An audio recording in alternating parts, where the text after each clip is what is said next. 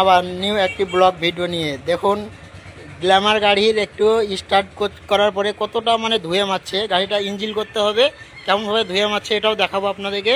দেখুন তাহলে এই দেখুন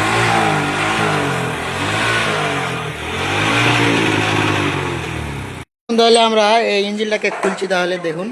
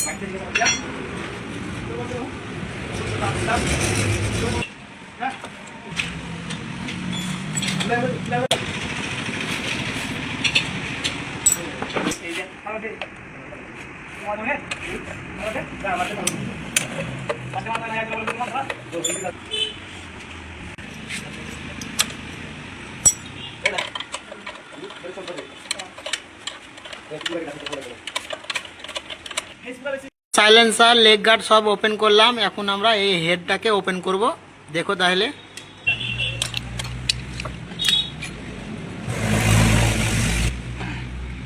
দেখতে পাচ্ছ ওপেন হয়ে গেছে। এবার আমাদের সিলিন্ডার বের করব। এবার দেখো কিভাবে বের করতে হয় ওটাও দেখাবো আপনাদেরকে। ধরবো, দেখো তুলে ধরবো, দেখো কিভাবে বের করছি। দেখতে পাচ্ছ বের করে নিয়েছি সিলিন্ডারটা। দেখো আমাদের এই যে পিস্টনটা আছে, পিস্টনটা বের করবো এখন।